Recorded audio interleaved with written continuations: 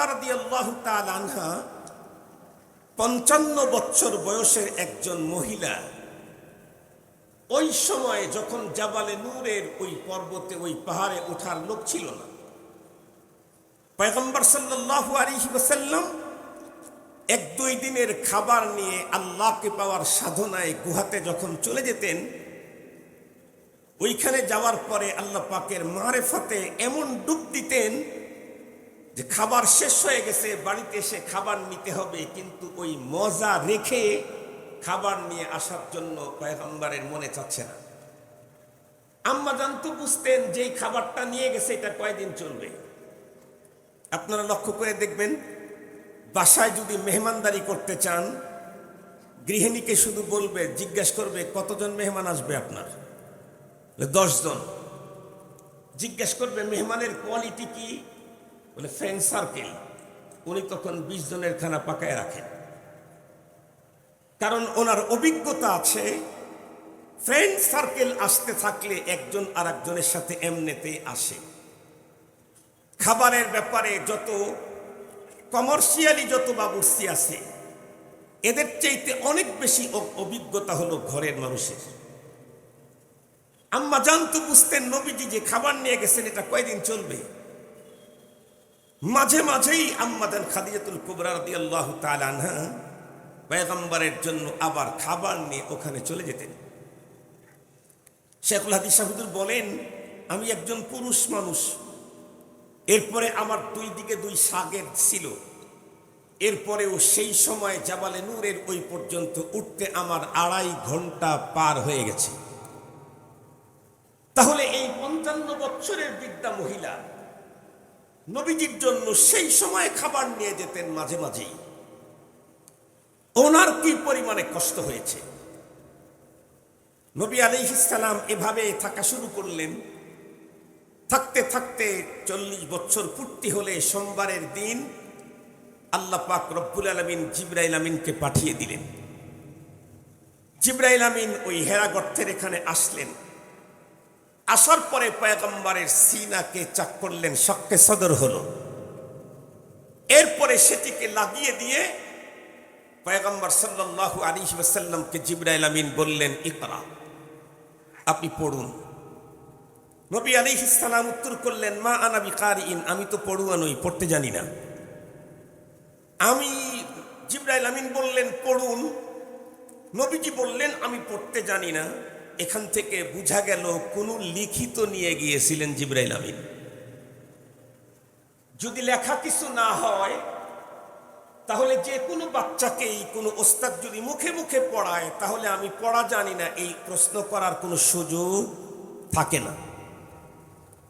জিবরাইল আমিন যখন বলছেন পড়ুন, পয়গম্বর বললেন আমি পড়ুয়া নই, পড়তে জানি না। এটা বোঝা গেল উনি লিখিত নিয়ে গেছেন। মুখে মুখে পড়া এর জন্য পড়তে জানি না এই প্রশ্ন, এই জাতীয় প্রশ্ন করবার কোনো সুযোগ সেখানে, অপারগতা এটাকে করবার কোনো সুযোগ থাকে না। তো জিবরাইল আমিন যখন বললেন ইকরা, নবীজি বললেন আমি পড়ুয়া নই, পড়তে জানি না। তো জিবরাইল আমিন পয়গম্বরকে ধরলেন, চিপ দিলেন, ছেড়ে দিলেন, এরপরে বললেন ইকরা। নবীজি আবার একই উত্তর করলেন। 3 বার পয়গম্বরকে সিনার ভিতরে চাপায় ধরলেন, ছেড়ে দিলেন, এরপরে বললেন ইকরা বিসমি রাব্বিকাল্লাযী খালাক, খালাকাল ইনসানা মিন আলাক, মা লাম ইয়ালাম পর্যন্ত এই আয়াতে কারিমাগুলা নাজিল হলো। এখানে যেহেতু অধিকাংশ তালাবা, এজন্য আমি এখানে একটা কথা বলাটা বেশি প্রয়োজন মনে করছি। বর্তমান সময়ে আমাদের দেশে পূর্বের মতো আকাবিরদের মতো এখন আর মানুষ তৈরি হচ্ছে না কেন? তার সবচাইতে বড় কারণ, আমাদের বড়রা তাদের জীবন ছিল গুনাহমুক্ত, আর আমাদের জীবন হলো গুনাহযুক্ত। গুনাহমুক্ত ছিল বড়দের জীবন। আমি আমার বড় ভাইকেই তো দেখেছি, আমরা 8 ভাই বেঁচে আছি।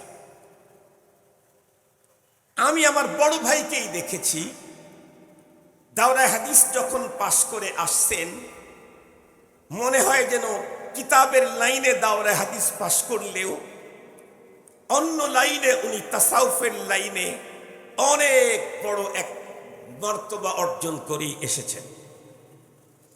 এখন এরকম দেখা যায় না কেন? কারণ হলো কোরআনে পাকের ইলম এর চাইতে দামি জিনিস আর নাই। যেই জিনিস যত বেশি দামি হয় সেই জিনিসকে বহন করার জন্য, ক্যারি করার জন্য পাত্র দামি লাগে।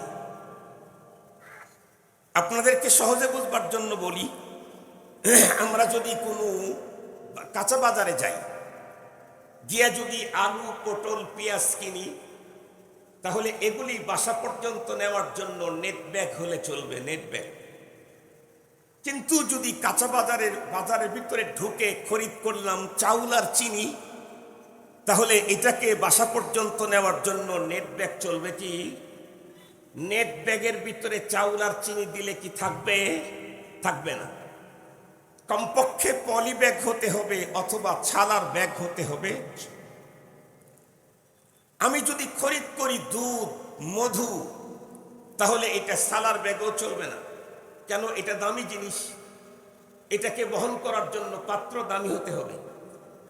সবচেয়ে বড় নিরাপদ হবে স্টিলের কোনো পট, মুখাওয়ালা।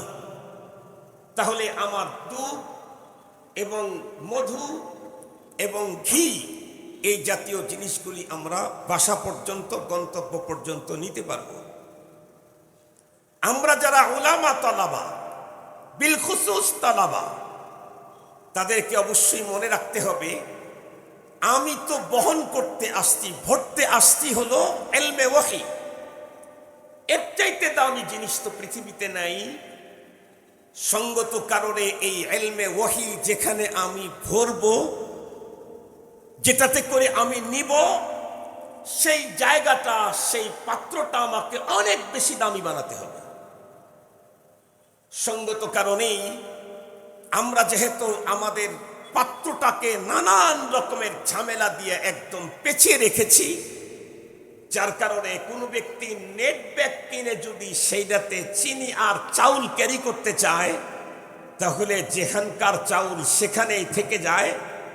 আমরা যারা আমাদের সিনাকে, মেধা মস্তিষ্ককে গুনাহ থেকে মুক্ত করতে পারছি না, দ্বীনি মাদারিসগুলোর ভিতরে এসেছি, ওস্তাদ এবং কিতাবের মাধ্যমে আমার সিনায় যাই ঢুকানো হচ্ছে নেট ব্যাগের মতো সেখানেই রয়ে যাচ্ছে। এগুলি নিয়ে কবর আর আখিরাত পর্যন্ত যাওয়া সম্ভব হচ্ছে না।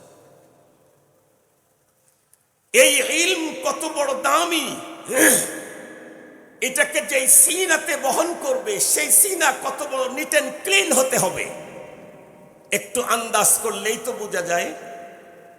একে তো সমস্ত নবী এবং রাসূলগণকে আল্লাহ তাআলা স্পেশালি তৈরি করেছেন। সমস্ত মানুষ মাটির তৈরি, নবীগণও মাটির তৈরি, কিন্তু কিতাবের ভিতরে এসেছে নবীগণকে তৈরি করা হয়েছে জান্নাতের মাটি দিয়ে। জান্নাতি মাটির ভিতরে কোনো আগাছা হয় না। এ কারণে নবীদের জন্মগতভাবেই ওই মাল ম্যাটেরিয়াল আল্লাহ তাআলা দিয়েছেন, এখানে আগাছা হবে না। এরপরেও 24 ঘন্টার সার্বক্ষণিক রব্বুল আলামিনের হেফাজত তাদের পিছনে রয়েছে। এরপরেও আল্লাহ পাক তার বিশ্বনবীকে কোরআনে পাক তার উপরে নাজিল করবেন। একদম শৈশবকালেই তাকে একবার তার সিনাকে ক্লিন করেছেন, আবার ক্লিন করেছেন। আজকে আবার যখন কোরআন শরীফ এখনই নাজিল করা হবে, ইকরা বিসমি রাব্বিকাল্লাযী খালাক, তখন আবার নতুন করে আবার সিনাটাকে চাক করে ভিতর থেকে যেগুলি বের করার দরকার বের করে ফেলে দিয়ে জমজমের পানি দিয়ে সেটাকে পরিষ্কার করে সিনাটাকে একদম টাটকা ক্লিন করে জিবরাইল আমিনকে দিয়ে এখন নাজিল করলেন, ইকরা বিসমি রাব্বিকাল্লাযী খালাক, খালাকাল ইনসানা মিন আলাক। এই জন্য খুব গভীরভাবে মনে রাখতে হবে, কোরআন শরীফ শুধু কোরআনে পাকের ইলম অর্জন করলেই সে যে একটা কিছু হয়ে গেল এমনটি না। পাত্র যদি সুন্দর না থাকে, অসুন্দর পাত্রে যদি কোরআনে পাকের ইলম কেউ ঢুকায়, তাহলে আল্লাহর কোরআন কিন্তু জানায় দিয়েছেন ইউদিল্লু বিহি কাসীরা, ইউজিল্লু বিহি কাসীরা ওয়া ইয়াহদি বিহি কাসীরা। আল্লাহর কোরআন স্পষ্ট বলে দিয়েছেন, এ কোরআন দিয়ে বহু মানুষ পথ হারাবে। শুধু পথ হারাবে না, পথ হারাদের ইমাম হবে। এ পৃথিবীর হাজারো নজির আছে। কোরআন এই কোরআন শরীফের মাধ্যমেই সে পথ হারাদের ইমাম হয়েছে। এরকম হাজার আছে। কারা পথ হারালো? কোরআন তো হেদায়েতের কিতাব।